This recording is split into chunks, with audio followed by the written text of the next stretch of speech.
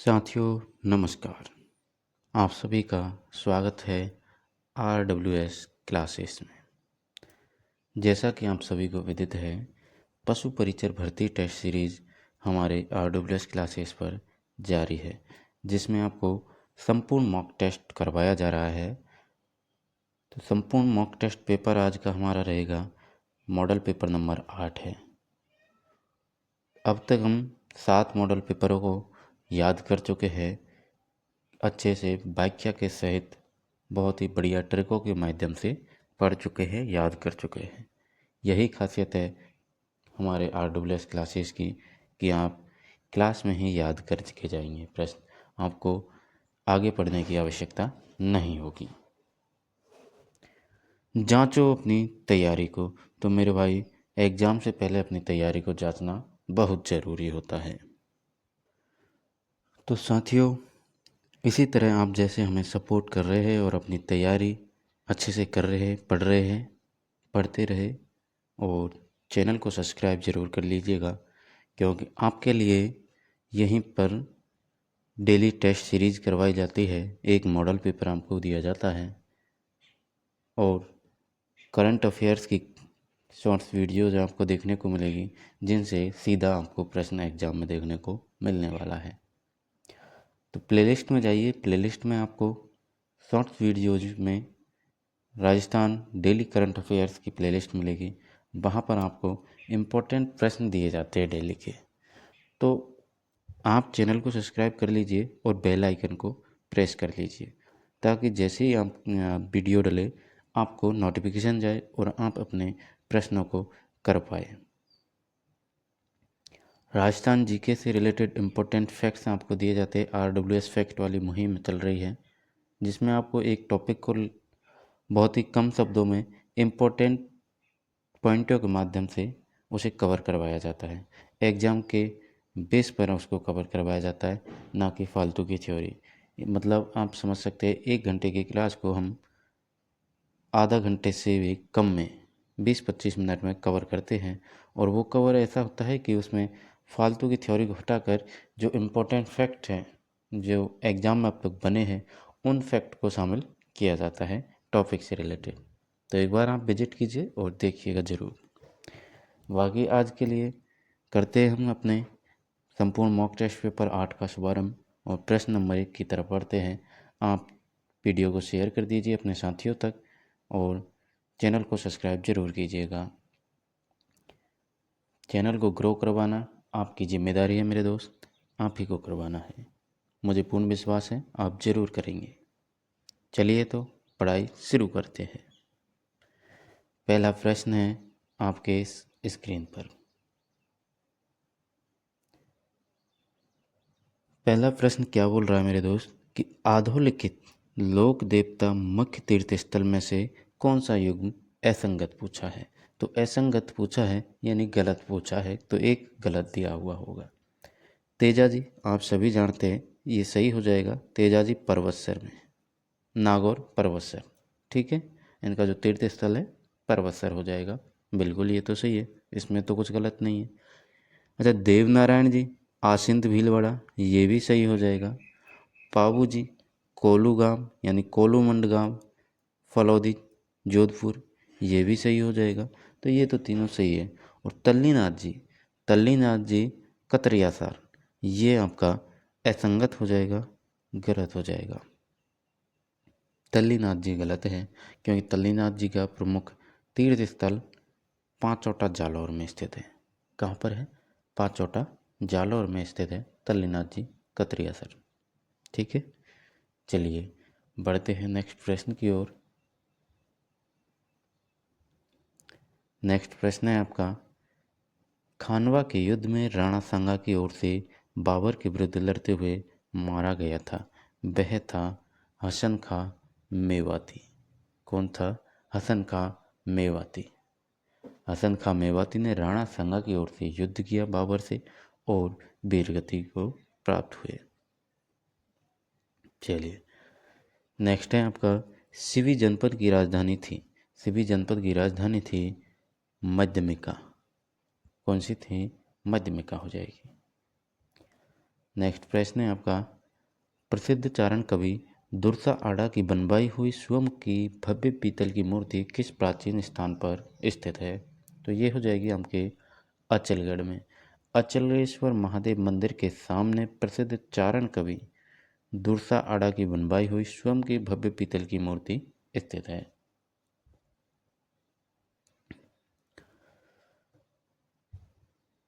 दुर्सा आड़ा जी की मूर्ति कहाँ हो जाएगी? तो जो सोम ने बनवाई थी दुर्सा आड़ा ने, भव्य पीतल की थी, अचलगढ़ में। अचलगढ़ में आपके अचलेश्वर महादेव का मंदिर है, वहाँ पर चारण कवि दुर्सा आड़ा की खुद की बनवाई हुई भव्य पीतल की मूर्ति स्थित है। चलिए नेक्स्ट है आपका, प्रसिद्ध चीनी यात्री हैंसोंग ने किस पुरातात्विक स्थल का भ्रमण किया था? तो चीनी यात्री हैंसोंग ने बैराट सभ्यता का भ्रमण किया था। बैराट जो पुरातात्विक स्थल है इसका भ्रमण किया था। ठीक है, और इसी प्रश्न से एक प्रश्न और बनता है, वो हम इधर कवर करते हैं कि ये जो प्रसिद्ध चीनी यात्री हैंसोंग है, प्रसिद्ध चीनी यात्री हैंसोंग है, इसका और किस नाम से इसे जाना जाता था? तो इसको जाना जाता था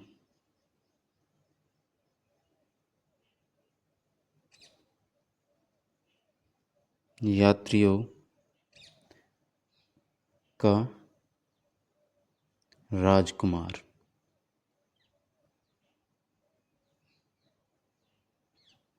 चीनी यात्री हैंसोंग को क्या कहा जाता था? यात्रियों का राजकुमार भी इसे कहा जाता था। तो याद रखिएगा, प्रश्न ऐसे भी बन सकता है, आपको ये प्रसिद्ध हैंसोंग नाम न देकर आपको दे सकते हैं कि प्रसिद्ध चीनी यात्रियों का यात्री, जिसे यात्रियों का राजकुमार नाम से जाना जाता था, कि उसने किस पुरातात्विक स्थल का भ्रमण किया था? तो आपको बैराट याद रखना है। अच्छा, बैराट सभ्यता कहाँ है? ये स्थल जो है बैराट सभ्यता स्थल कहाँ पर स्थित है? तो ये आपसे प्रश्न बनता है एक प्रकार से कि पहले कहाँ आती थी ये? पहले तो आपके आती थी जयपुर में, आप सभी जानते हैं जयपुर में। लेकिन वर्तमान में कहाँ है? वर्तमान में कहाँ है? वर्तमान में आपके कहाँ है? कमेंट में बताइए कहाँ है, चलिए बताइए कमेंट में। वर्तमान में जो बैराट सभ्यता स्थल है ये कहाँ पर आता है, कहाँ पर है? तो ये है आपके कोटपुतली बहरौड़। कोटपुतली बहरौड़ में स्थित है आपका बैराट सभ्यता। अच्छा, बैराट सभ्यता की खोज किसने की? खोजकर्ता कौन थे? तो इसके खोजकर्ता थे दयाराम साहनी, राय बहादुर दयाराम साहनी। दयाराम, ठीक है, दयाराम साहनी। कब की खोज? तो खोज की इन्होंने 1937 में खोज की। ठीक है, और यहाँ से प्रश्न बनता है आपके कि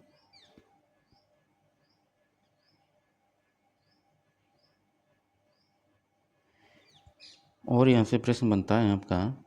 कि अलवर का सिंह द्वार बैराट सभ्यता को क्या कहा जाता है? बैराट को कहा जाता है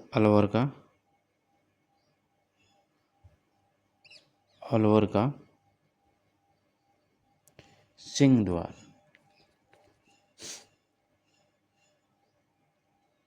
सिंह द्वार, अलवर का सिंह द्वार भी बैराट सभ्यता को कहा जाता है। और यहाँ से अगर प्रश्न पूछा जाए तो आपके बनता है इसके उत्खननकर्ता को लेकर कि उत्खनन किसने किया? तो उत्खनन किया इसका आपके दो व्यक्ति हो जाएंगे। एक तो हो जाएगा नील रतन बनर्जी जी और एक है कैलाश नाथ दीक्षित जी। ठीक है, तो नील रतन और कैलाश, नील रतन और कैलाश जो हैं आपके उत्खननकर्ता हो जाएंगे।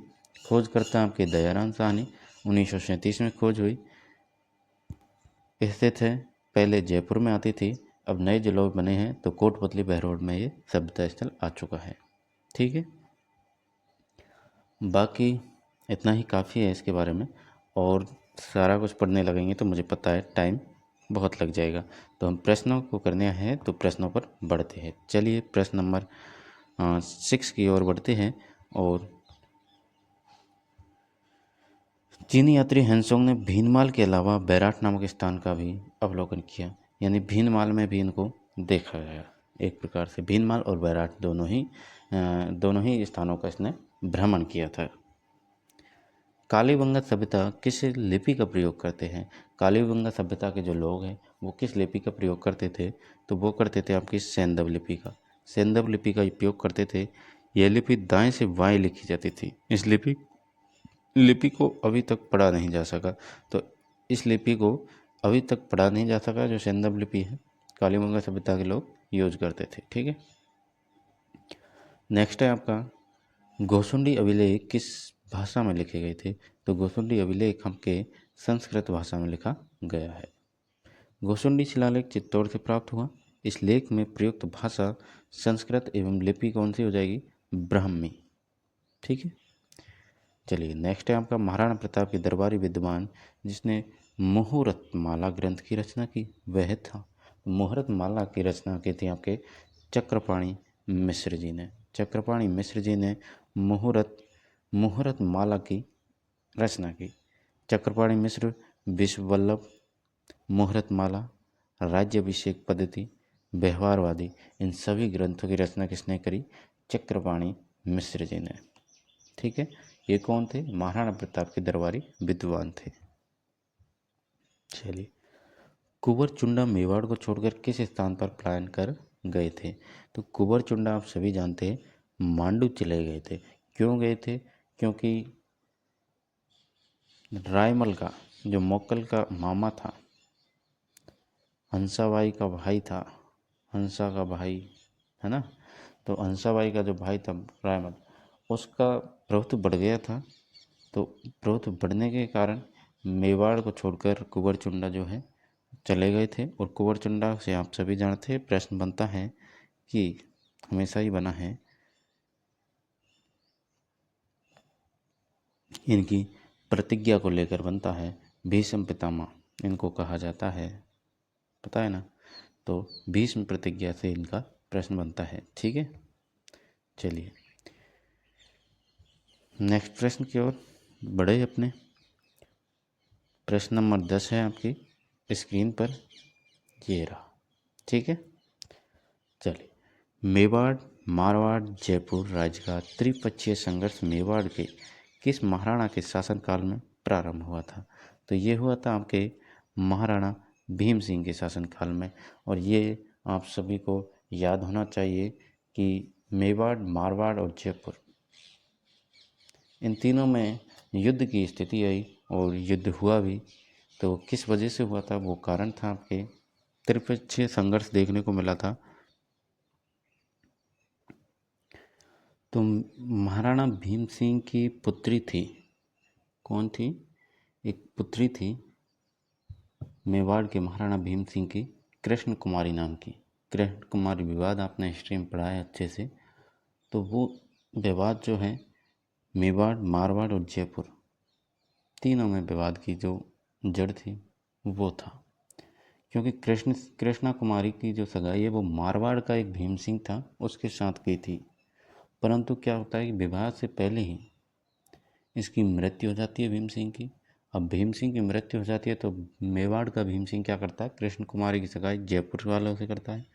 और जयपुर वालों से करता है तो जयपुर उधर जो मारवाड़ के शासक थे, मतलब भीम सिंह का भाई था छोटा, उसने विरोध किया। और फिर इस प्रकार से तीनों राज्यों में मेवाड़, मारवाड़ और जयपुर तीनों में ही हमें त्रिपक्षीय संघर्ष देखने को मिलता है। ठीक है, बाद में जाके आमिर खां पिंडारी ने कृष्ण कुमारी को जहर दे दिया था। और ये जो घटना है कृष्ण कुमारी घटना, ये आपके मेवाड़ पर कलंक कहलाई थी। मेवाड़ शासक भीम सिंह के शासन काल में 3 राज्यों का त्रिपक्षीय संघर्ष देखा जाता है और एक संधि होती है इसके बाद में आपके ठीक है। तो अंग्रेज़ों के साथ संधि करता है हमारा यानी मेवाड़ का मान सिंह, यानी भीम सिंह का पुत्र मान सिंह जो है गिंगोली युद्ध में हार जाता है। कृष्ण कुमारी विवाद को लेकर जो गिंगोली युद्ध होता है उसमें हार जाता है। हारने के बाद ये 1816 में आमिर खां पिंडारी के जो आक्रमण थे उनसे परेशान होकर अंग्रेज़ों के साथ संधि करता है और इस संधि के बाद ब्रिटिश सरकार का आधिपत्य स्थापित हो जाता है। ठीक है, चलिए बढ़ते हैं आगे। मुझे लगता है कि मैंने ठीक ठाक आपको इसके बारे में डिटेल बताई है। चलिए नेक्स्ट प्रश्न है आपका, राजस्थान की किस रियासत के शासकों को हिंदू का सूरज कहा जाता था? तो हिंदू का सूरज मेवाड़ के शासकों को कहा जाता था। ठीक है, चलिए चौथी शताब्दी ईस्वी पूर्व के यूनानी लेखकों ने सिकंदर के समय किस जनपद का उल्लेख किया है?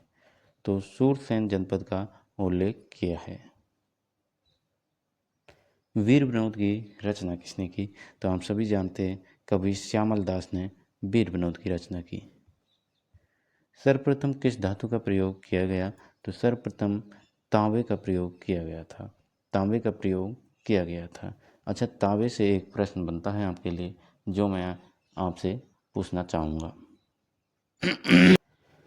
तांबे से आपका एक प्रश्न बनता है जो कि कई बार एग्जामिनर ने पूछा है, फेवरेट प्रश्न है। तो इस प्रश्न का आपको आंसर कमेंट में देना होगा। बहुत ही अच्छा प्रश्न है। तो ताम्रयुगीन सभ्यताओं की जननी किस सभ्यता को कहा जाता है और उस सभ्यता कहाँ पर है स्थल, वो भी आपको इसका आंसर कमेंट में बताना है। ठीक है, चलिए बढ़े आगे। ये प्रश्न एग्जाम में आपको देखने को मिल सकता है, इसीलिए दिया है, इम्पोर्टेंट है। चलिए नेक्स्ट है आपका, जीज मोहम्मद साहिब जय सिंह कारिका नामक ज्योतिष ग्रंथों की रचना किसने की? तो सवाई जय सिंह ने की। अब जय सिंह से जय सिंह हो गया ना, तो ये तो प्रश्न में ही आंसर छुपा हुआ है। राय सिंह ने राय सिंह प्रशस्ति को कहाँ खुदवाया था? तो राय सिंह ने राय सिंह प्रशस्ति को जूनागढ़ दुर्ग पर खुदवाया था। जूनागढ़ दुर्ग में ही राय सिंह ने राय सिंह प्रशस्ति को खुदवाया, जिसमें राय सिंह के मुगल राजपूत संबंधों का विवेचन है। चलिए नेक्स्ट है आपका, अलाउद्दीन खिलजी ने रणथंभौर के किस शासक को परास्त कर रणथंभौर दुर्ग पर विजय पताका फहराई थी? तो हमीरदेव चौहान को जो परास्त करने के बाद में अलाउद्दीन खिलजी ने रणथंभौर दुर्ग पर पताका फहराई थी।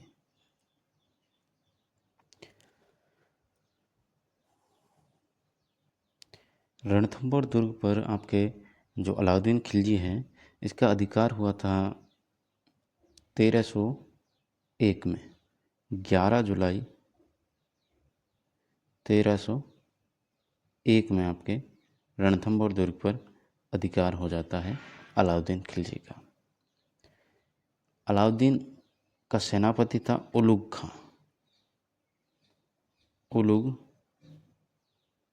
खां। उसे रणथंभौर दुर्ग का प्रशासक नियुक्त करता है। तो इसी वक्त आपसे एक प्रश्न बनता है कि राजस्थान का पहला और एकमात्र जल जौहर यहीं पर होता है। राजस्थान का पहला और एकमात्र जल जौहर यानी पद्मला तालाब में रानी पद रंग देवी, हमीर देव की पत्नी थी रंग देवी, वो जौहर करती है, जल जौहर करती है, जिसे राजस्थान का पहला जो है जौहर माना जाता है। और ये इम्पोर्टेंट है, याद रखिएगा। ठीक है, चलिए बढ़े आगे। काफ़ी इतनी डिटेल या फिर पूरा ही पढ़ाया जाए? काफ़ी इतनी है ना। 1301 में सुल्तान अलाउद्दीन खिलजी ने हमीर देव चौहान को पराजित किया तथा रणथंभौर दुर्ग पर विजय प्राप्त की। एक प्रश्न और बनता है रणथंभौर दुर्ग से, वो जरूर याद करिएगा, इम्पोर्टेंट है कि रणथंभौर दुर्ग की कुंजी किस दुर्ग को कहा जाता है? रणथंभौर ठीक है, रणथंभौर दुर्ग की कुंजी किस दुर्ग को कहा जाता है? तो ये हो जाएगा आपका जैन दुर्ग। जैन दुर्ग। जहाइन दुर्ग को रणथंभौर दुर्ग की कुंजी कहा जाता है, याद रखिएगा। चलिए नेक्स्ट प्रश्न है आपका, पिछोला झील के किनारे कौन सा संग्रहालय स्थित है? तो पिछोला झील के किनारे जनजाति संग्रहालय स्थित है। वायसराय लॉर्ड लैम्सडाउन द्वारा 1870 ईस्वी में इस संग्रहालय का उद्घाटन किया गया था। नेक्स्ट आपका, किस किले के मुख्य दरवाजे पर अंग्रेज अधिकारी मॉक मैसन का सिर लटका दिया गया था? तो सिर लटका दिया था आउवा किले पर, आउवा के किले पर सिर लटकाया था। 18 सितंबर 1857 को चेलावास नामक स्थान पर लड़े गए युद्ध में मॉक मैसन मारा गया और क्रांतिकारियों ने उसका सिर धड़ से अलग कर आउवा में घुमाया और बाद में किले के दरवाजे पर टांग दिया। इम्पोर्टेंट है, 1857 क्रांति मैंने आपको पढ़ाई है, उसमें से ही प्रश्न आया है और बहुत ही इम्पोर्टेंट और बहुत ही बढ़िया तरीके से मैंने याद करवाया था। चलिए तो साथियों, इसके बारे में थोड़ा जान ले। मैं आपको बता देता हूँ फिर से कि जो मैकमॉसन था, मैकमॉसन कहाँ का पॉलिटिकल एजेंट था? तो ये मारवाड़ का पॉलिटिकल एजेंट था, पहली बात तो, ठीक है। और दूसरी बात है इससे रिलेटेड कि जब चेलावास का युद्ध होता है, चेलावास के युद्ध से पहले हम बात करते हैं बिथोड़ा के युद्ध से। तो बिथोड़ा का यानी पाली का युद्ध होता है आपका 8 सितंबर 1857 को। 8 सितंबर 1857 को आपका बिथोड़ा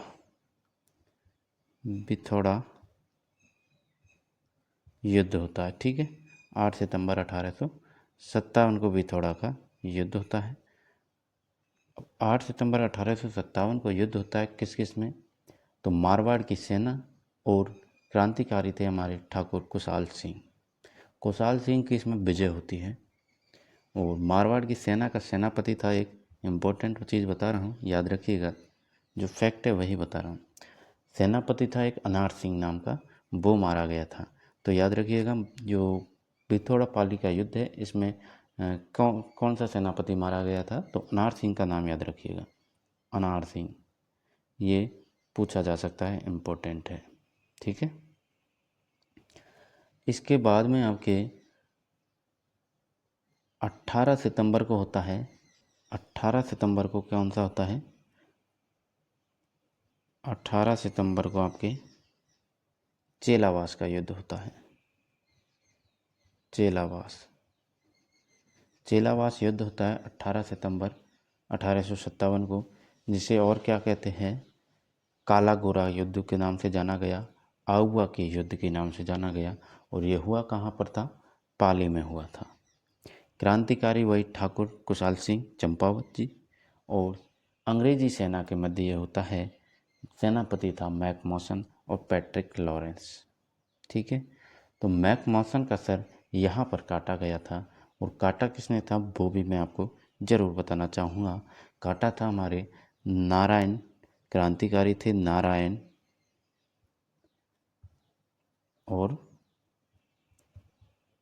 भवानी नाम के, नारायण और भवानी, इन दोनों ने मैकमॉसन का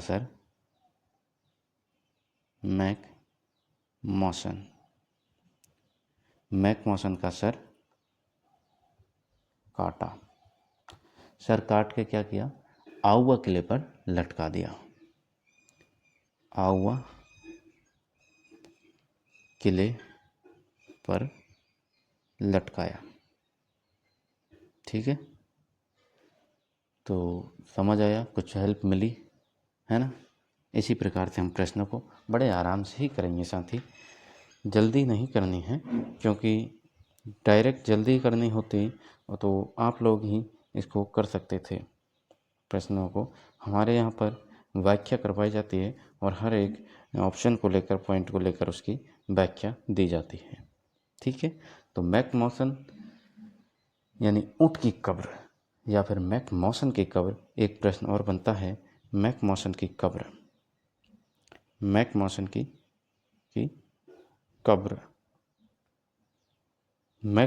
कब्र कहाँ, किसे कहा जाता है? तो यह हो जाएगा आपका आउवा किला ही। ये भी याद रखिएगा, इम्पोर्टेंट हो जाएगा, ठीक है। चलिए बढ़े आगे। अच्छा, नेक्स्ट प्रश्न है आपका, निम्नलिखित में से कौन सा युग्म सही सुमेलित नहीं है? तो सही सुमेलित करना है आपको। तो जैसलमेर का संस्थापक आपके मीठालाल व्यास। मैंने आपको प्रजामंडल पढ़ाया है और उसमें बताया है प्रजामंडल की पहली क्लास की जो ट्रिक है, कई बार मैंने टेस्ट सीरीज में भी बताई है। तो अब उसको आपको देखना है और वहाँ से है जैसमी को न मारना। हाँ, तो जैसे जैसलमेर, मी से मीठालाल व्यास। ठीक है। अलवर प्रजामंडल, अलवर की लदाराम व्यास, ये गलत हो जाएगा। लदाराम व्यास नहीं है, इसकी जगह हमारे हरिलाल शर्मा ने और कुंज बिहारी मोदी ने द्वारा जो है अलवर प्रजामंडल की स्थापना की गई संस्थापक थे हरिलाल शर्मा और कुंज बिहारी मोदी। सिरोही के गोकुल भाई भट्ट, करौली के त्रिलोकचंद माथुर सही हो जाएंगे। तो ऑप्शन नंबर 2 राइट हो जाएगा, यानी गलत है, जो कि युग्म सुमेलित नहीं है। ठीक है, चलिए नेक्स्ट है आपका, सर्वप्रथम किसने 1939 में राजस्थान की रियासतों के समूहीकरण व एकीकरण के प्रश्न को उठाया था? तो ये है हमारे लॉर्ड लिन लिथिगो, लॉर्ड लिन लिथिगो। ठीक है, चलिए नेक्स्ट है आपका, स्वतंत्रता पूर्व राजस्थान का निम्नलिखित में से कौन सा समाचार पत्र आर्य समाजी विचारधारा का संवर्धक नहीं था?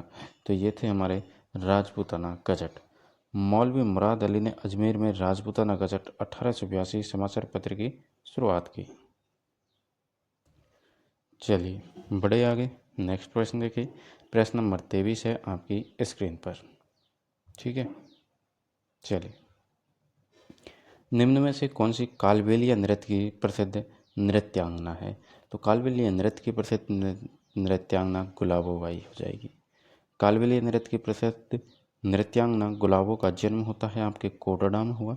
इन्हें राजस्थान के कालबेलिया समाज की प्रथम अध्यक्ष बनाया गया। नेक्स्ट है आपका, किस समाज सेवी को लोकनायक कहा जाता है? तो जयनारायण व्यास को लोकनायक कहा जाता था। ठीक है, निम्न में से किसे भूला बिसरा राजा, भूला बिसरा राजा आप सभी जानते हैं रावचंद्र सेन को कहा जाता है। रावचंद्र सेन को मारवाड़ का प्रताप भी कहते हैं, महाराणा प्रताप का अग्रगामी भी कहते हैं। अग्रगामी यानी प्रताप का अग्रगामी, अग्रगामी। ठीक है, क्योंकि रावचंद्र सेन ने आजीवन मुगलों की अधीनता को स्वीकार नहीं किया था।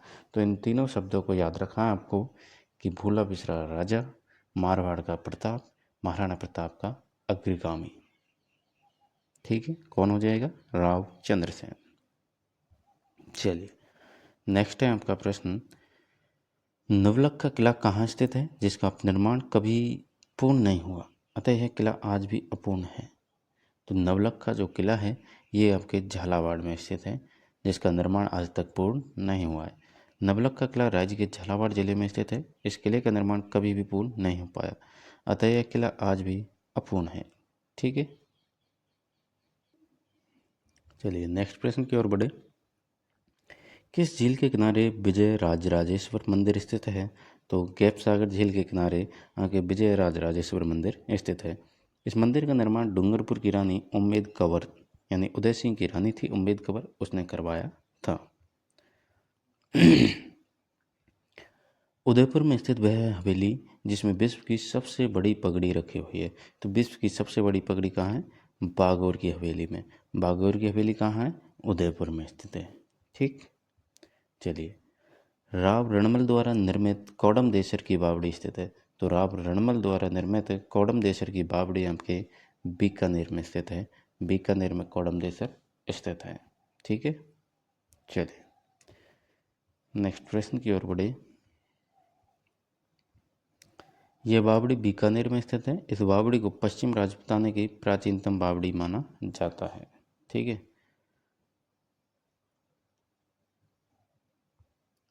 चलिए नेक्स्ट प्रश्न है आपका, सुपासना चर्यम क्या है? सुपासना चर्यम एक चित्रित ग्रंथ है। सुपासना चर्यम चित्रित ग्रंथ हीरानंद का है। पोषक राजा हीरानंद मेवाड़ के प्राचीन चित्रित ग्रंथों में से एक है। जो नेक्स्ट प्रश्न है आपका, मूमल की शैली का प्रमुख चित्र है जहाँ जो वहाँ के राजा प्रसादों की प्रमुख शोभा बढ़ाता है। तो मूमल जैसलमेरी शैली का प्रमुख चित्र हो जाएगा। मूमल लोद्रवा की राजकुमारी जैसलमेर शैली का प्रमुख चित्र है, जो वहाँ के राजप्रसादों की शोभा बढ़ाता था। नेक्स्ट है, किसका लेखक परिभाण था? तो किसका लेखक वीरभाण, परी नहीं, वीरभाण है ना। तो किसका लेखक वीरभाण था? वीरभाण था राजरूपक का। राजरूपक ग्रंथ का लेखक था वीरभाण। डिंगल सनी में लिखित इस ग्रंथ में जोधपुर नरेश अभय सिंह व गुजरात के सूबेदार शेर विलद खां का ओजस्वी वर्णन मिलता है। किस संप्रदाय की नागा और निहंग नामक दो शाखाएं राजस्थान में मिलती है? तो नागा और निहंग नामक दो शाखाएं राजस्थान में दादूपंथी संप्रदाय की मिलती है। दादू संप्रदाय की दो मुख्य शाखाएं हैं, जिन्हें नागा और निहंग कहा जाता है। आगे चलकर उत्तरादे, खाकी, विरक्त शाखाएं भी हो गई थी। नेक्स्ट है आपका, निम्नलिखित में से किस लोक देवता ने राव जोधा को मंडौर जीतने के लिए अपना आशीर्वाद दिया और कटार प्रदान की थी? तो हडबू जी ने जो है राव जोधा को आशीर्वाद दिया और कटार भेंट की थी, प्रदान की थी। ठीक है, चलिए। शहर या जनजाति का कुंभ कहलाता है? तो शहर या जनजाति का कुंभ सीतावाड़ी मेला कहलाता है। सीतावाड़ी मेला कहलाता है। चलिए इसकी डिटेल देख लेते हैं। व्याख्या तो ये है, सीतावाड़ी मेला कहाँ लगता है? आपके 12 में शहरियों का प्रमुख तीर्थ स्थान माना जाता है। सीतावाड़ी मेले को शहरियों का कुंभ कहा जाता है। शहरियों का कुंभ कहा जाता है। शहरी जनजाति का अन्य प्रसिद्ध मेला है कपिलधारा का मेला, जो कार्तिक पूर्णिमा को भरता है। ठीक है, चलिए प्रश्न नंबर 36 है आपकी स्क्रीन पर।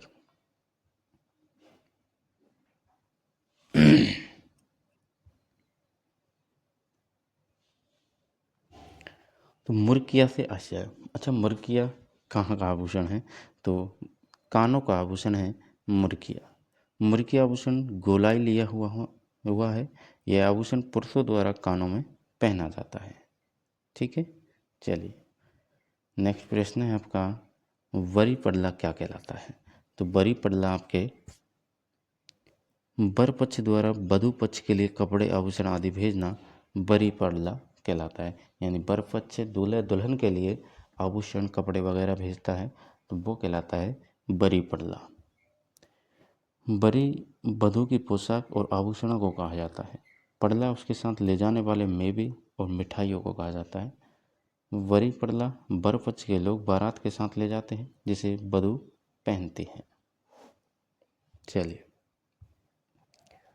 नेक्स्ट प्रश्न है आपका, शाहपुरा में आयोजित होने वाला राम स्नेही संप्रदाय का फूल डोल मेला आयोजित होता है? तो ये होता है रंग पंचमी को। शाहपुरा में प्रतिवर्ष चैत्र माह में फूल डोल मेला भरता है। राम स्नेही संप्रदाय के अनुयायी इस मेले को एक महोत्सव के रूप में मनाते हैं।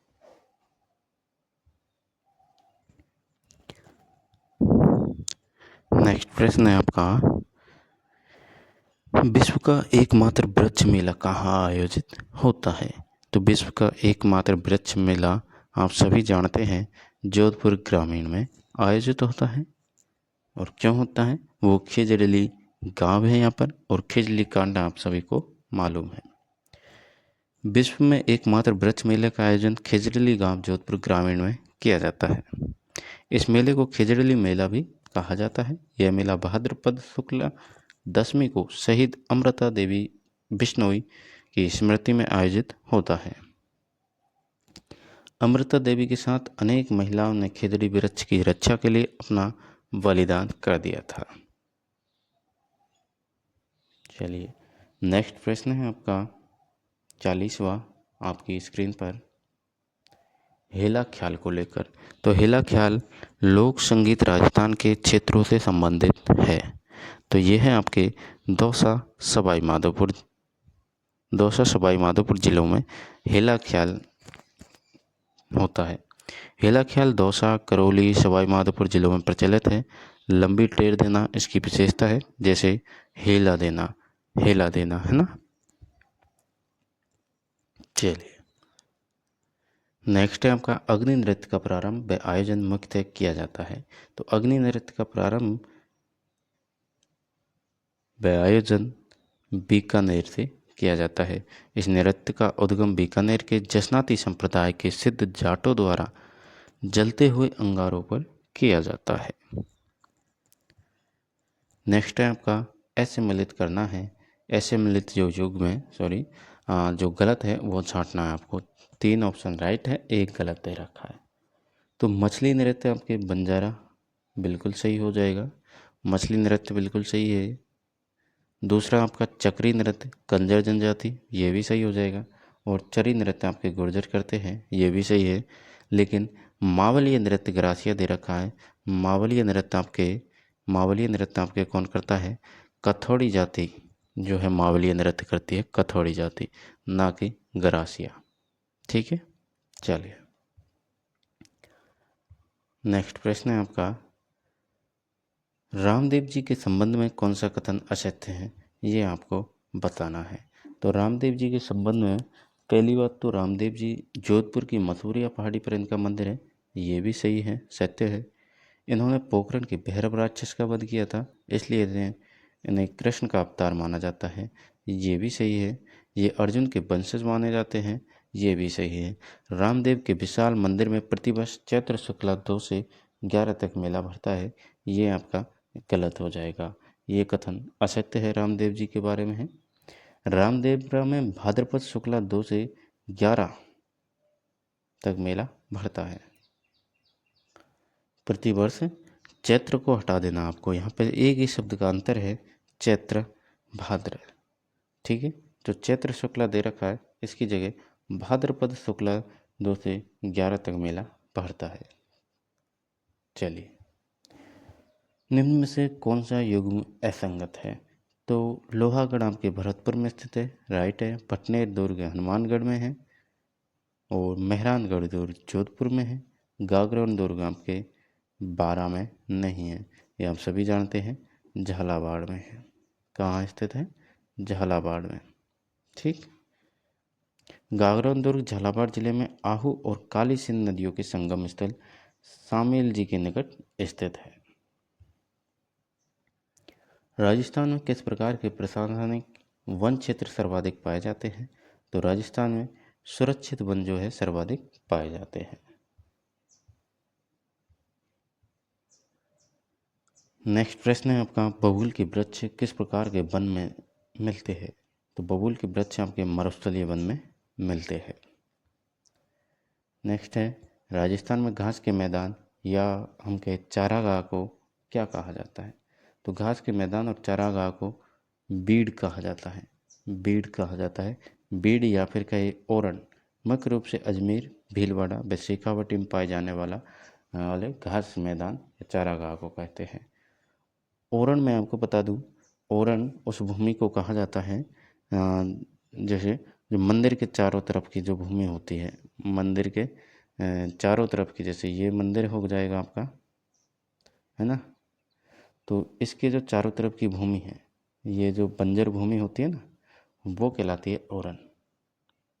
ठीक है, चलिए नेक्स्ट है आपका, सन 1730 में राजस्थान के जोधपुर रियासत में खिजली आंदोलन किसके लिए हुआ था? तो ये तो आप सभी जानते हैं, वन संरक्षण के लिए अमृता देवी बिश्नोई के नेतृत्व में ये खिजली कांड होता है। नेक्स्ट है आपका, आदिवासियों का हरे सोने के नाम से जाने वाला वृक्ष। तो आप सभी जानते हैं, बांस को आदिवासियों का हरा सोना कहा जाता है। नेक्स्ट है आपका 50वां प्रश्न, ओजोन दिवस मनाया जाता है। तो ओजोन दिवस 16 सितंबर को मनाया जाता है, 16 सितंबर याद रखिएगा, ओजोन दिवस मनाया जाता है। चलिए, ओजोन दिवस हो गया आपका 16 सितंबर को। नेक्स्ट प्रश्न देख लेते हैं 51, ऋग्वेद में उल्लेखित नदी है। तो ऋग्वेद में आपकी सरस्वती नदी का उल्लेख मिलता है, यह पश्चिमी राजस्थान में बहती थी, जिसका अवशेष घग्गर नदी है। नेक्स्ट है आपका, खारी नदी का उद्गम राजसमंद जिले के उत्तर में स्थित गांव की पहाड़ियाँ किस गांव की पहाड़ियों से होता है? तो ये आपकी बिजराल की पहाड़ी जो है बिजराल की पहाड़ी है राजसमंद जिले में, वहाँ से आपके खारी नदी का उद्गम होता है। नेक्स्ट प्रश्न है 53 कि राजस्थान में कौन सी नदी उत्तर से दक्षिण की ओर बहती है। उत्तर से दक्षिण की नदी ओर बहती है आपके घग्गर नदी। घग्गर नदी आप सभी जानते हैं। इस प्रकार से हमारा राजस्थान है, जैसे माने तो आपके इधर पंजाब से होते हुई और अनूपगढ़ तक आती है। अनूपगढ़ तक ये आती है आपके घग्गर नदी। अच्छा, घग्गर नदी का जो बहाव क्षेत्र है, इसको यहाँ पर जो अपना एरिया है गंगानगर में, क्या कहा जाता है। घग्गर नदी का जो प्रवाह क्षेत्र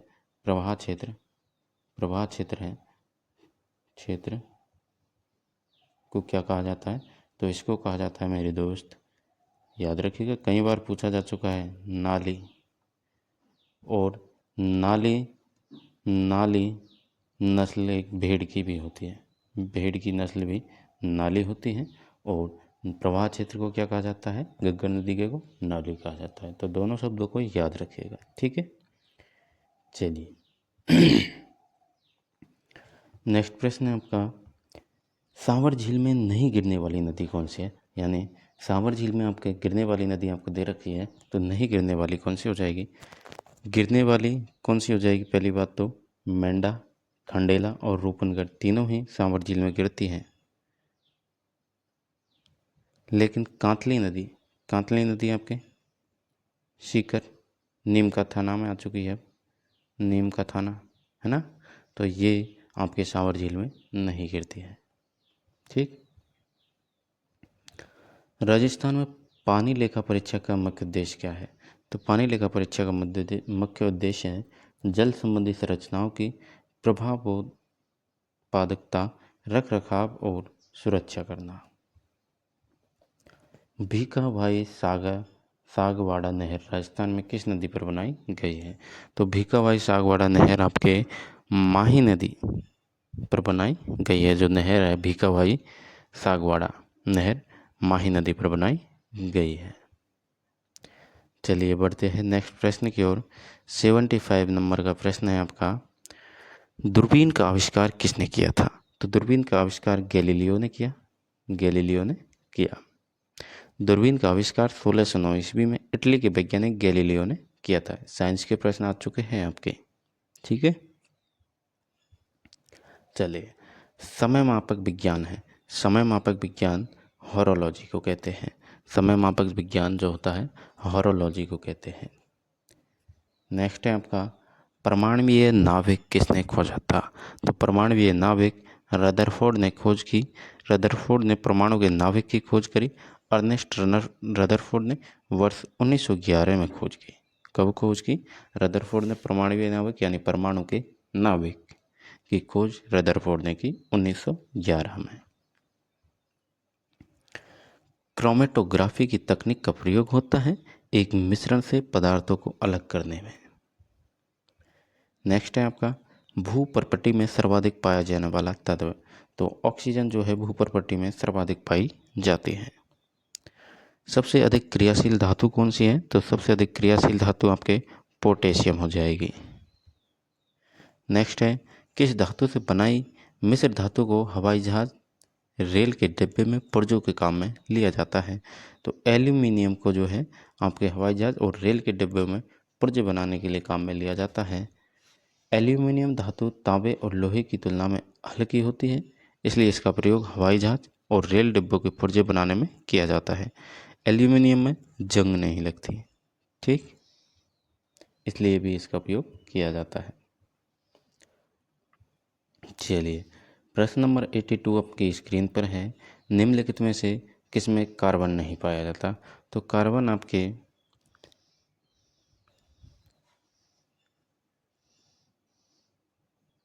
ऑप्शन दे रखा है आपको, हीरा, ग्रेफाइट, कोयला, इन तीनों में जो है आपका कार्बन पाया जाता है। जबकि प्रश्न क्या पूछा है, नहीं पाया जाता। नहीं पाया जाता यानी कि ऑप्शन नंबर 4 हो जाएगा, उपरोक्त में से कोई नहीं। नेक्स्ट प्रश्न है आपका, हाइड्रोजन को जलाने से क्या बनेगा। तो अगर हाइड्रोजन को जलाएंगे तो आपको पानी में देखने को मिलेगा। हाइड्रोजन बिना हवा की उपस्थिति में नहीं जल सकती। यदि हवा की उपस्थिति में हाइड्रोजन को जलाया जाएगा तो वह ऑक्सीजन के साथ के प्रतिक्रिया कर जल का निर्माण करेगी। ठीक है, चलिए नेक्स्ट है आपका, यदि हम पारितंत्र से अवघटकों को हटा दें तो पारितंत्र के कार्य भयंकर रूप से प्रभावित होते हैं क्योंकि खनिजों का प्रवाह रुक जाएगा। नेक्स्ट है एरिथ्रोब्लास्टोसिस फिटेलिस होता है। एरिथ्रोब्लास्टोसिस फिटेलिस होता है जब पिता व माता RH पॉजिटिव और RH पॉजिटिव हो, तब होता है आपका एरिथ्रोब्लास्टोसिस फिटेलिस। ठीक है, चलिए जीवाणु जनित रोगों का समूह है। जीवाणु जनित रोगों का समूह आपको बताना है तो डिप्थीरिया, लेप्रोसी और क्षय रोग, ये जीवाणु जनित रोगों का समूह हो जाएगा। नेक्स्ट है जैव उपचारण से तात्पर्य है। तो जैव उपचारण से तात्पर्य है जीवों द्वारा पर्यावरण से विषैले पदार्थों का निष्कासन करना। सबसे स्थायी पारिस्थितिकी तंत्र है समुद्र। ठीक है, चलिए नेक्स्ट प्रश्न है आपका, तरंग शक्ति 2027 का आयोजन कहाँ किया गया? तो तरंग शक्ति 2027 का आयोजन जैसलमेर में किया जाएगा। ठीक है, सुरक्षित स्कूल सुरक्षित अभियान का तृतीय चरण कब शुरू हुआ? तो 3 फरवरी 2024 को सुरक्षित स्कूल सुरक्षित अभियान का तृतीय चरण शुरू हुआ। वित्त आयोग द्वारा तय मापदंड के आधार पर अगले वित्तीय वर्ष में सर्वाधिक लाभान्वित राज्यों में राजस्थान का स्थान होगा दूसरा।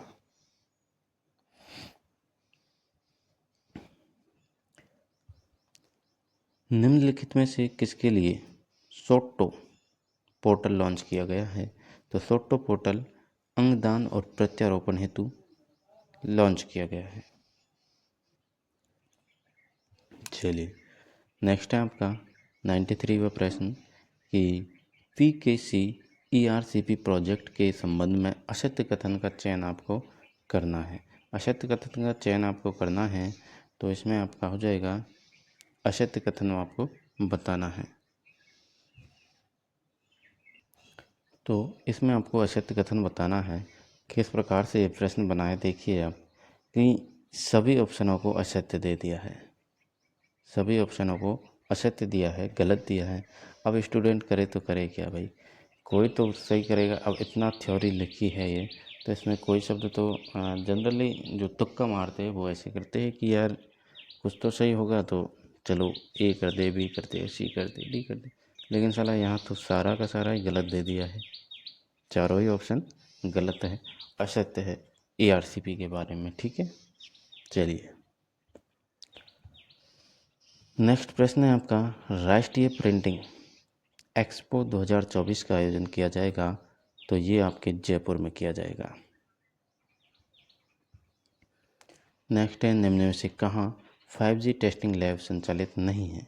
तो 5G टेस्टिंग लैब संचालित आपके कोटा में नहीं है, बाकी जोधपुर, जयपुर और पिलानी तीनों जगह आपको देखने को मिलेगी।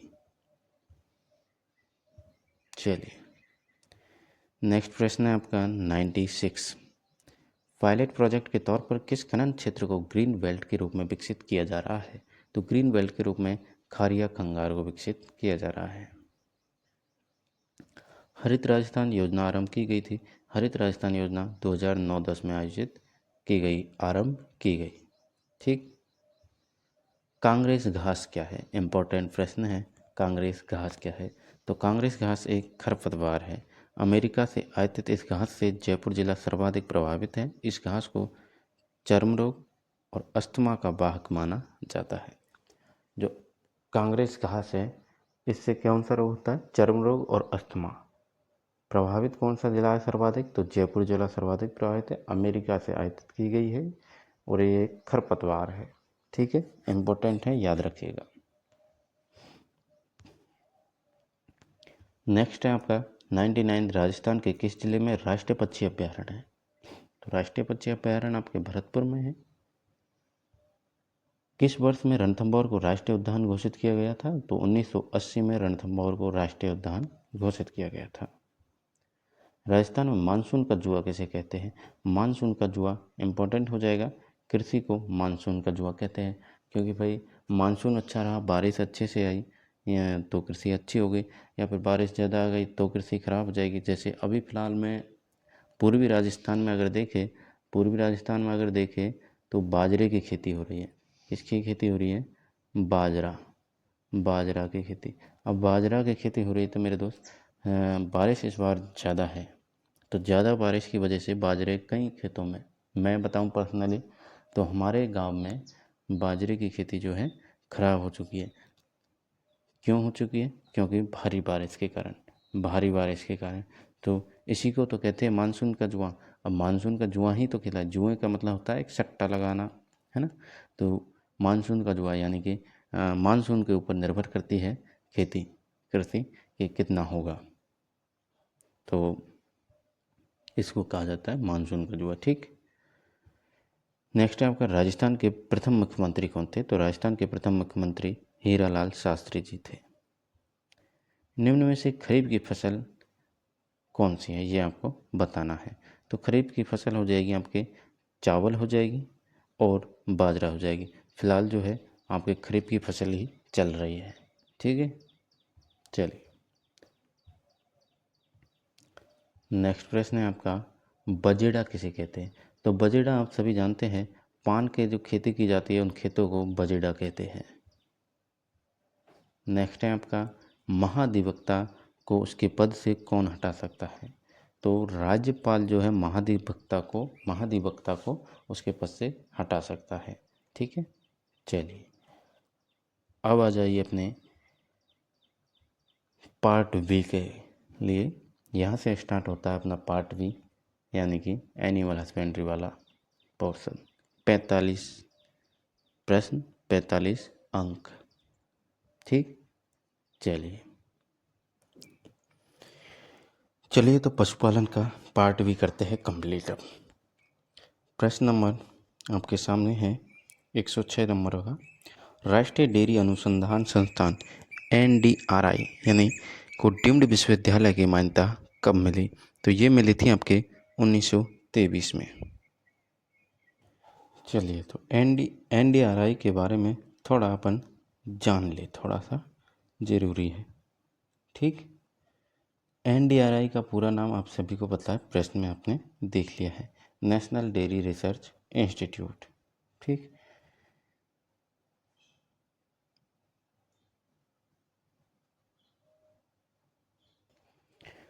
सॉरी ये इसमें गलत दे रखा है ना, ये गलत दे रखा है, और मैं आपको बता दूं, एक सेकेंड, है ना, आ जाइए, ये ऑप्शन गलत दे रखा है।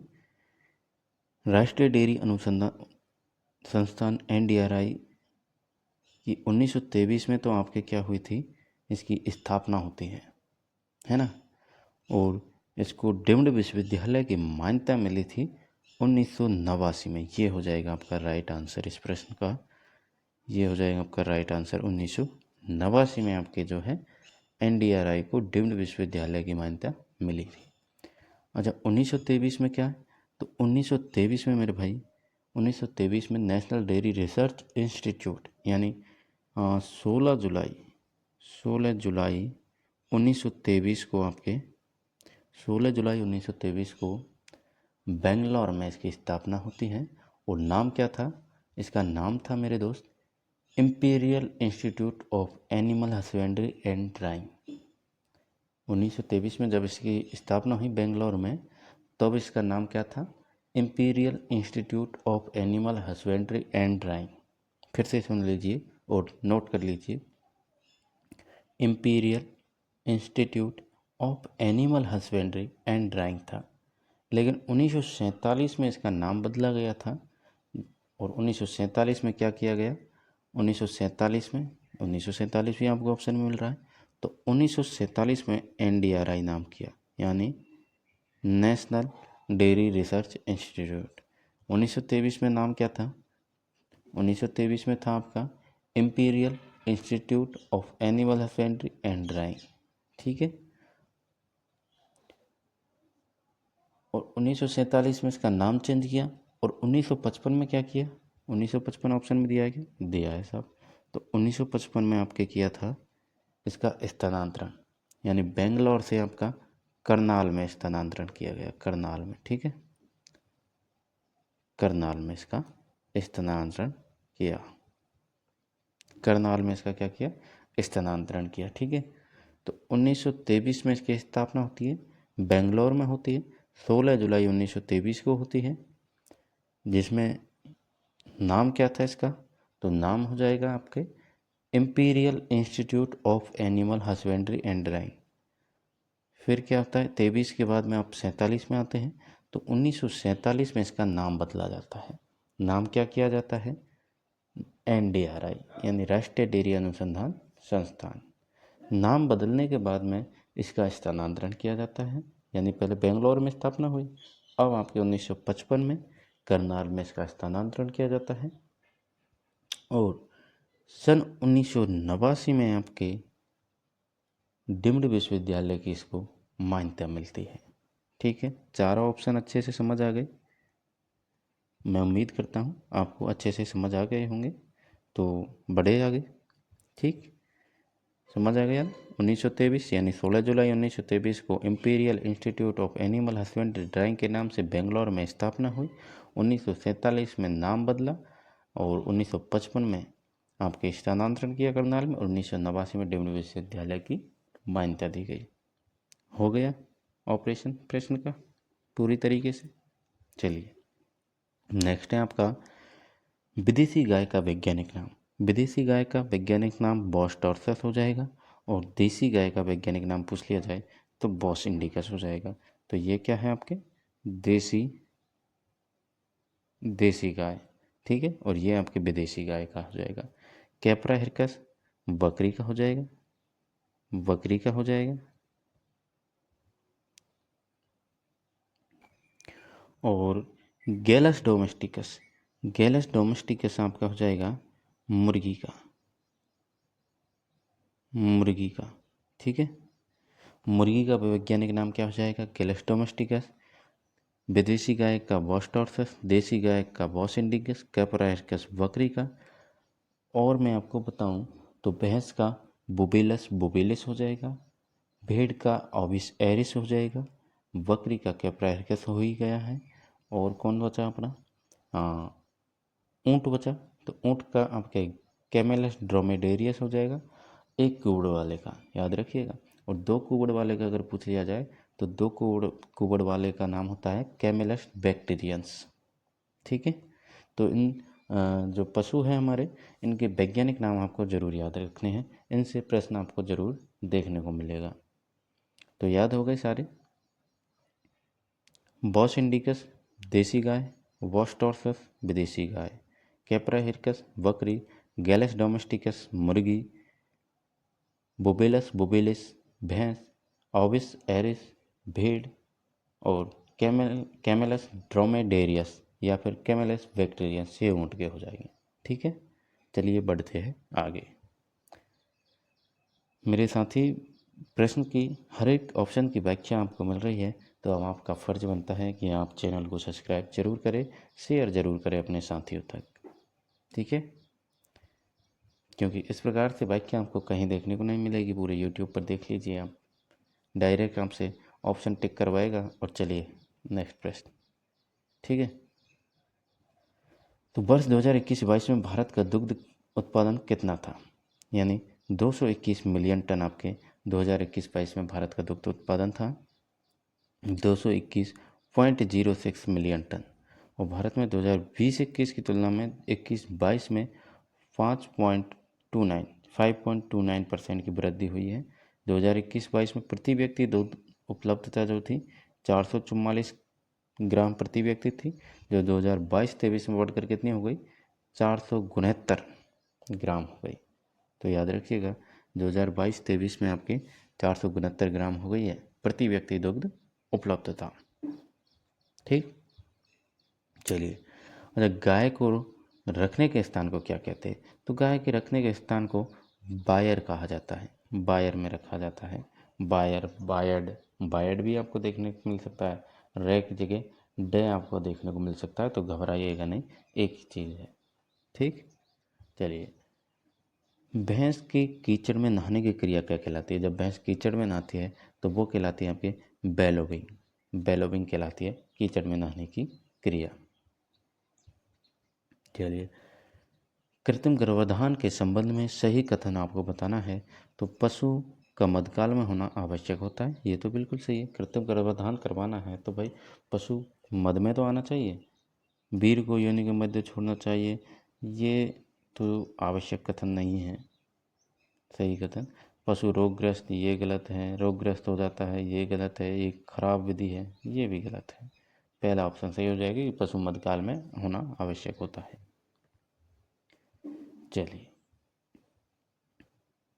नेक्स्ट प्रश्न है आपका 112वां कि बकरी की किस नस्ल के नर में दाढ़ी पाई जाती है? नर में दाढ़ी पाई जाती है आपकी बीटल नस्ल, बकरी की जो बीटल बकरी होती है उसके नर में आपकी दाढ़ी पाई जाती है। ये बकरी की द्विकाजी नस्ल है, द्विकाजी नस्ल है, मांस और दूध उत्पादन के लिए पालते हैं। इसका जन्म स्थान आपके पंजाब का गुरदासपुरा जिला है। रावी नदी क्षेत्र में इसके उत्तम पशु पाए जाते हैं। साथ ही यह नस्ल जो है अमृतसर, परियाला, कोटला व पाकिस्तान के कुछ भाग में पाई जाती है। द्विकाजी नस्ल हो जाएगी बीटल बकरे के दाढ़ी पाई जाती है। ठीक है, चलिए। निम्न में से बधियाकरण की सर्वोत्तम व सर्वाधिक उपयोगी विधि है? तो आप सभी जानते हैं बर्डी जो कास्ट्रेटर विधि जो है सर्वोत्तम और सर्वाधिक उपयोगी विधि है। प्रजनन की किस विधि में अधिकतम शुद्धता वाली संतान प्राप्त होती है? तो संकरण की जो विधि है इसमें अधिकतम शुद्धता वाली संतान प्राप्त होती है। दूध के प्रोटीन में केसिन की कितनी मात्रा होती है? तो दूध के प्रोटीन में केसिन की मात्रा 80% केसिन पाया जाता है दूध के प्रोटीन में।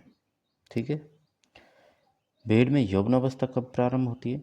तो भेड़ में यौवनावस्था आपके 12 महीने में प्रारंभ हो जाती है। और जबकि भैंस में कब होती है? तो भैंस में आपके 30 माह में, 30 माह। ठीक, भैंस में आपके 30 माह में यौवनावस्था प्रारंभ हो जाती है। और भेड़ की यौवनावस्था जो है 4 से 12 महीने में, यानी कि 12 महीने तक कंप्लीट यौवनावस्था प्रारंभ हो जाती है। निम्न में से कौन सी भारतीय मूल की नस्ल नहीं है? तो असील, कड़कनाथ और चटगांव ये आपके भारतीय मूल की नस्ल हैं। जबकि रोड आइलैंड रेड, अब आप सभी जानते हैं, नाम से ही पता चल रहा है आइलैंड रेड, तो ये भारतीय मूल की नस्ल नहीं है। ठीक है, इस प्रकार से कई प्रश्न कॉमन सेंस लगा के थोड़ा सा प्रश्न को ध्यान से पढ़ने से भी आपके राइट होंगे। नेक्स्ट है आपका शरीर में ऊर्जा का मुख्य स्रोत होता है? तो शरीर में ऊर्जा का मुख्य स्रोत कार्बोहाइड्रेट होता है, सभी जानते हैं इस चीज़ को। तो ऊन की मुख्य प्रोटीन है, तो ऊन की मुख्य प्रोटीन आपके कैरेटीन होती है। क्या होती है? कैरेटीन होती है। चलिए, नेक्स्ट प्रश्न आपका 120, बरसीम की पाचनशीलता कितनी होती है? तो बरसीम की पाचनशीलता जो है 70% आपके देखने को मिलती है। नेक्स्ट है आपका ब्लाइंड स्टेगर नामक कायिकीय विकार का कारण है? तो ये है आपका SE की अधिकता। निश्चेतक का कार्य है, निश्चेतक का कार्य होता है चेतना हरण करना। अब देखिए, अब चेतना हरण करना, निश्चेतक करना, बेहोश करना, बिल्कुल समझने वाली चीज़ है। तो प्रश्न डायरेक्ट सही हो रहे हैं। और ऐसा मत सोचिएगा ये प्रश्न नहीं बनेगा, ये प्रश्न बनने के हैं पूरे एग्जाम में। हर एग्जाम में कुछ प्रश्न ऐसे दिए जाते हैं जो सभी को आते हैं, वो पढ़ाई करे या ना करे लेकिन उसको भी समझ आता है। कुछ प्रश्न ऐसे भी दिए जाते हैं। ठीक है, अनियमित पर्दी, रफ व चमड़ी के कुछ भाग का लुप्त होने से बनने वाला घाव है। तो ये आपके विदीर्ण घाव हो जाएगा। क्या हो जाएगा? विदीर्ण घाव। शरीर के किस जोड़ या फिर कहे संधि पर अधिक तनाव से उत्पन्न चोट है? तो ये है आपके मोच। मोच पर अगर अधिक तनाव आए तो उससे जो चोट होती है, जोड़ या संधि पर मोच आती है। ठीक है, कुत्तों में इंट्रावेनस इंजेक्शन लगाने का मूल स्थान क्या होता है? तो ये होता है आपका सेफनेस वेन। सेफनेस वेन जो होती है कुत्तों में इंट्रावेनस इंजेक्शन लगाने के लिए मूल स्थान होती है। मुर्रा भैंस का प्रजनन केंद्र कहाँ स्थित है? मुर्रा भैंस का प्रजनन केंद्र आपके कुमेर भरतपुर में है। भरतपुर, ठीक है, कुमेर भरतपुर में स्थित है। और मुर्रा भैंस का दुग्ध उत्पादन की सर्वोत्तम नस्ल है। इसके सींग सर्पिलाकार जलेबीनुमा होते हैं। इसे खुंडी दिल्ली वाली भैंस के उपनाम से भी जाना जाता है। तो ठीक है, अच्छे से समझ आ गई व्याख्या कि सर्वोत्तम नस्ल है दुग्ध उत्पादन की, सबसे ज़्यादा दूध देती है, एक प्रकार से काली स्याही के जैसे कलर होता है इसका। सींग इसके सर्पिलाकार और जलेबी नुमा होते हैं। खुंडी और दिल्ली वाली भैंस इसे कहा जाता है। यहीं से आपसे एक प्रश्न बनता है। आज का प्रश्न मैं आपको देता हूँ कि प्रश्न है आपका हाशियाकार सींग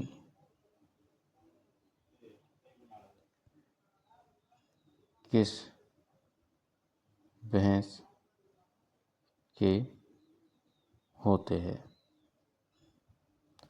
कमेंट में आंसर दीजिएगा। हाशियाकार सींग किस भैंस के होते हैं, ये आपको कमेंट में बताना होगा। ठीक है साथियों, चलिए बढ़े आगे।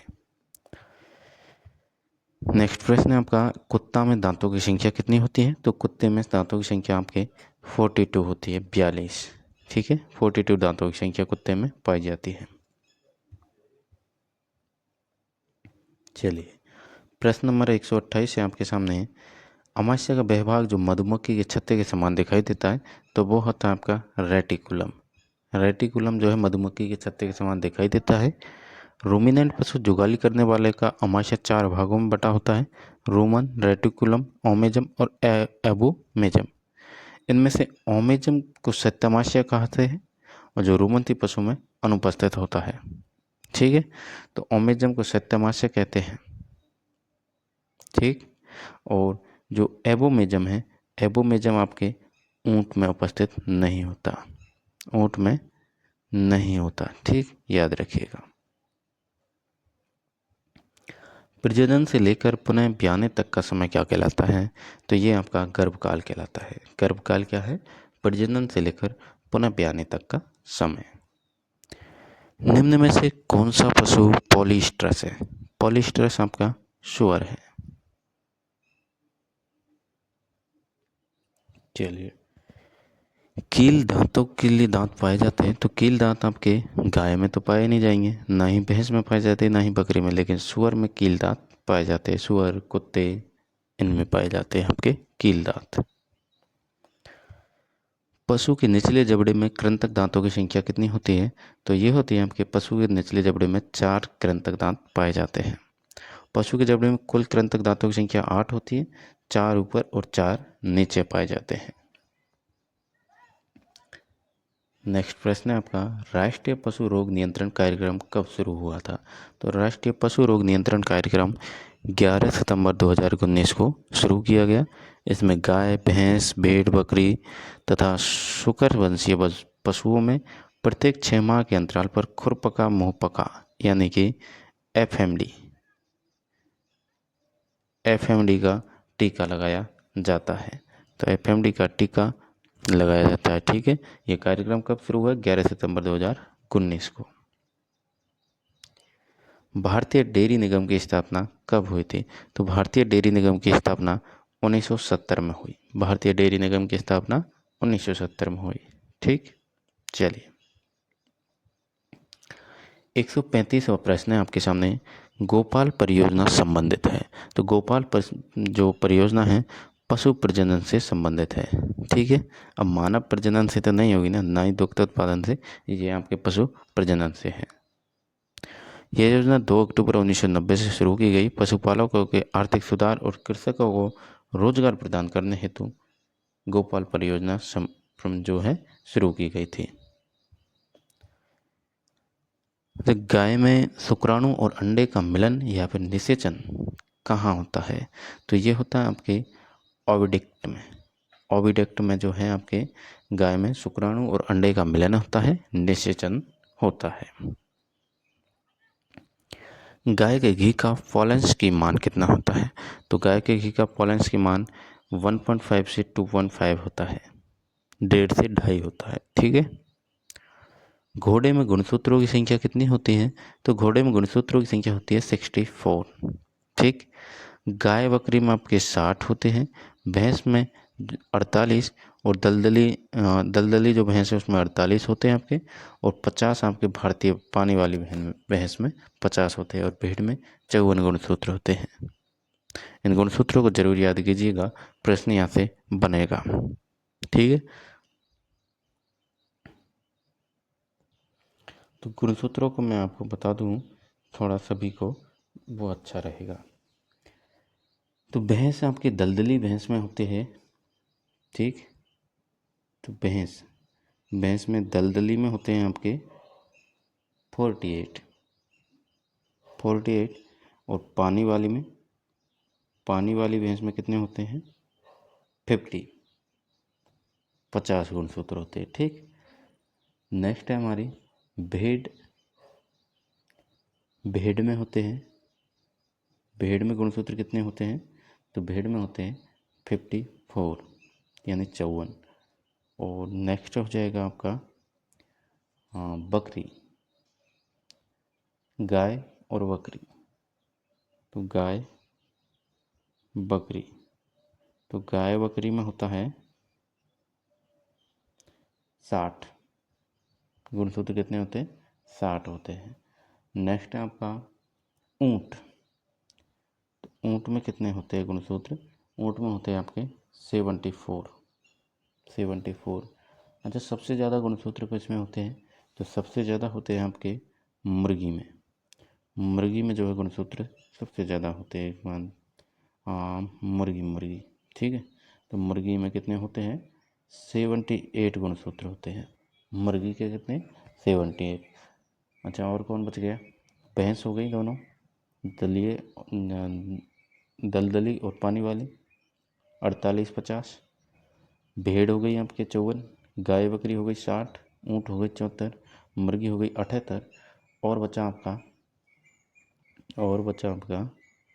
घोड़ा बच रहा है ना। तो घोड़े में होते हैं घोड़े में गुणसूत्रों की संख्या कितनी होती है? घोड़े में होती है आपके 64 गुणसूत्र जो है घोड़े में पाए जाते हैं। ठीक है। तो इसका आप चाहे तो स्क्रीनशॉट ले लीजिए या फिर लिख लीजिए, और इम्पोर्टेंट है, ये गुणसूत्रों को याद करना जरूरी है, इसलिए मैंने आपको सभी के गुणसूत्र जो है बताए हैं। तो भैंस दोनों दलदली में आपके 48, पानी वाली में 50, पानी वाली को भारतीय भी कह सकते हैं। भेड़ में आपके 54, गाय बकरी 60, ऊँट 74, मुर्गी 78, घोड़ा 64। चलिए बड़े आगे आ जाइए। तो मुर्गी में सत्यामाशय होता है। तो ये होता है आपके मुर्गी में सत्यामाशय प्रोवेंट्रिकुलस होता है सत्यामाशय। ठीक है। निम्न में से कौन सा रोग वायरस जनित है? तो वायरस जनित आपका खुरपका मुहपका FMD है। ठीक है, FMD है। चलिए, गाय में किस प्रकार का अपरा पाया जाता है? अपरा या फिर कहे अपरा, तो ये आपके कोटिलिडनरी पाया जाता है गाय में।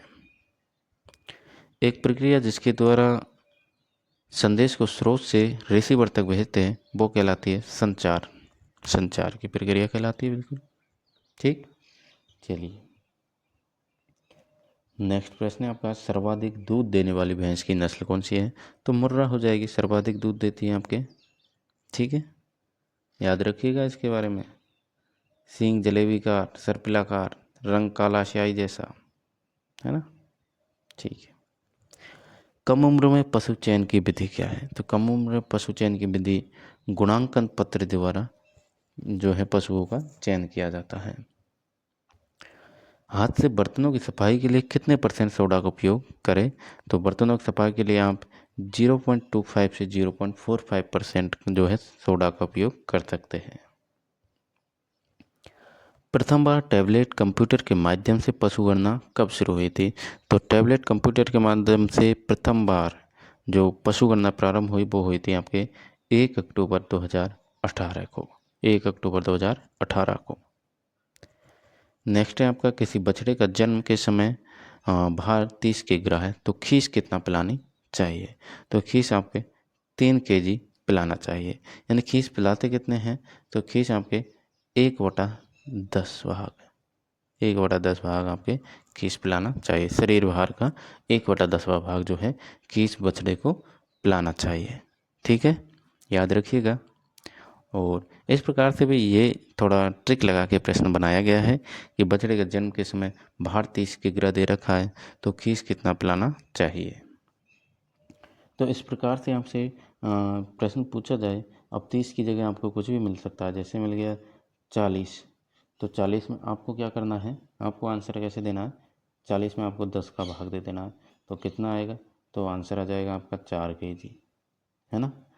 कितना भी दे सकता है, आपको तो ये इतना याद रखना है कि कितना पिलाना चाहिए बछड़े के जन्म समय खीस।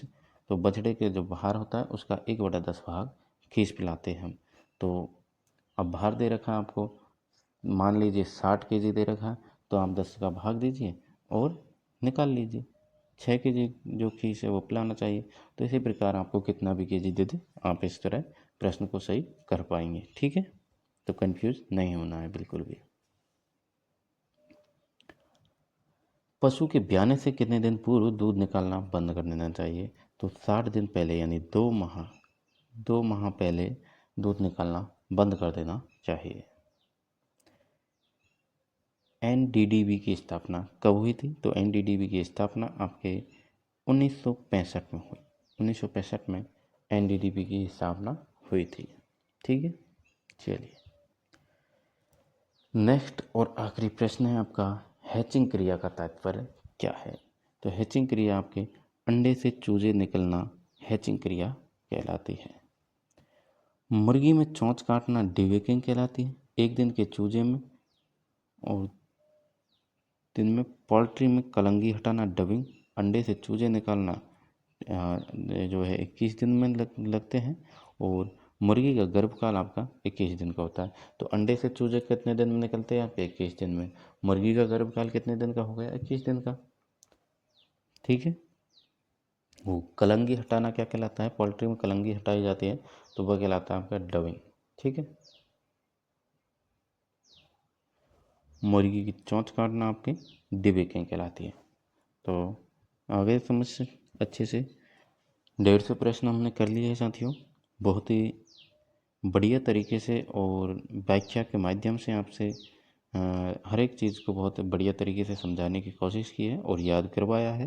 तो मैं उम्मीद करता हूँ कि आपको क्लास अच्छी लगी होगी और इसी तरह की क्लास आपके लिए हम डेली लाते हैं। तो चैनल को आप सब्सक्राइब ज़रूर कीजिएगा, चैनल को सपोर्ट कीजिए और वीडियो को लाइक कीजिए, शेयर कीजिए, कमेंट कीजिए। और जो प्रश्न आपसे डेली पूछा जाता है उसका आंसर आपको कमेंट में ज़रूर देना है। क्योंकि मेरे दोस्त, मैं प्रश्न जो इम्पोर्टेंट होता है वो पूछता हूँ आपसे, और जब आप कमेंट में आंसर देते हैं तो मुझे अच्छा लगता है, अच्छा फील होता है कि हाँ भाई, मेरे जो मेहनत कर रहा हूँ मैं वो कहीं काम आ रही है।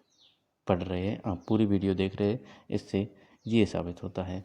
तो ज़रूर कमेंट में आंसर दीजिएगा। जो प्रश्न आपसे डेली के 1-2 प्रश्न पूछे जाते हैं, इन 150 प्रश्न के अलावा आपसे पूछा जाता है वो। ठीक है, बाकी आप देख सकते हैं बहुत ही बढ़िया तरीके से आपके साथ व्याख्या के माध्यम से आपको प्रश्न को याद करवाने की पूरी कोशिश की है और याद हुए भी हैं। ठीक है, जब मुझे याद हो गए हैं तो आपको भी हुए होंगे। चलिए तो साथियों, मिलते हैं नेक्स्ट वीडियो में। आप चैनल को ज़रूर सब्सक्राइब कर लीजिए और प्लेलिस्ट पर विजिट कीजिए। प्लेलिस्ट में आपको और कंटेंट देखने को मिलेगा। राजस्थान करंट अफेयर्स जो कि आपको डेली मिलती है, शॉर्ट वीडियो के माध्यम से मिलती है, तो उसको ज़रूर आप देखिएगा, क्योंकि वहाँ से आपको सीधा सीधा प्रश्न देखने को मिलेगा। ठीक है, बाकी RWS फैक्ट वाली मुहिम आपके लिए तैयार है, जो आपको मिलती है ना, जो एक टॉपिक को बहुत ही बढ़िया तरीके से शॉर्ट एंड स्वीट में आपको दिया जाता है। तो इसी तरह की वीडियोज़ और आपके लिए हम मेहनत करते रहेंगे, लाते रहेंगे। आप बस हमारे चैनल को सपोर्ट कीजिए और ग्रो करवाएं, ठीक है। तो चैनल को सब्सक्राइब कर लीजिए, बेल आइकन को प्रेस कर लीजिए और वीडियो को शेयर कर दीजिएगा। पीडीएफ के लिए आपको इंस्टाग्राम पर मुझे मैसेज कर दीजिएगा। इंस्टाग्राम से आपको पीडीएफ उपलब्ध मैं करवा दूंगा। टेलीग्राम चैनल आप ज्वाइन कर लीजिए। वैसे अब हम व्हाट्सएप चैनल भी बनाने जा रहे हैं। व्हाट्सएप चैनल जल्दी ही आपको लिंक मिल जाएगी और व्हाट्सएप चैनल ज्वाइन कर लीजिएगा। वहाँ पर आपको पीडीएफ उपलब्ध हो जाया करेंगी और संपूर्ण जानकारी आपको वहाँ पर मिलेगी, ठीक है। चलिए साथियों, मिलते हैं नेक्स्ट वीडियो में। तब तक के लिए जय हिंद, जय भारत।